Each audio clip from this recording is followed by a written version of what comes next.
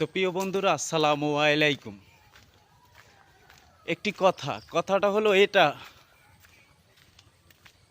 মরণ দিনে মানুষ দেখতে আসে,